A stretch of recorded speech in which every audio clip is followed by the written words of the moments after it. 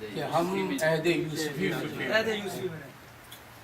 مشتاق یوسفی صاحب کی مادری زبان بھی گجراتی ہے، مارواڑی ہیں، سلطانہ مہر جن کا تذکرہ ہو رہا تھا، میں ان کو بہت اچھی طرح سے جانتا ہوں، بہت قریب سے جانتا ہوں۔ جس طرح کے اردو زبان کے دلی والے مارواڑی ہوتے ہیں، وہ بھی مارواڑی ہے،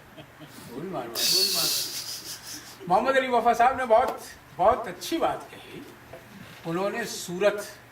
سورت کا تاریخی پس منظر بیان کیا۔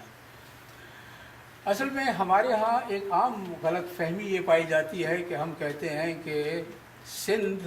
ہندوستان کا باب الاسلام ہے۔ وہ باب الاسلام یوں کہلاتا ہے کہ پہلی بار ہندوستان میں جو منظم طریقے پر اسلام لانے کی کوشش ہے، حالانکہ وہ اسلام لانے کی کوشش نہیں تھی، وہ بھی اگر آپ تاریخ کا اس طرح سے مطالعہ کریں جس میں کسی طرح کی آمیزش نہ ہو، تو وہ اسلام پھیلانے کی کوئی کوشش نہیں تھی۔ وہ سلسلہ ہی اور تھا جب محمد بن قاسم نے حملہ کیا تھا، لیکن محمد بن قاسم کے سندھ پر حملہ کرنے سے بہت پہلے سے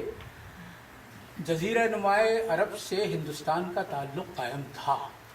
اور وہ سلسلہ قائم ہی تھا ان بندرگاہوں کے حوالے سے جو ہندوستان کے مغربی ساحل پر ہے۔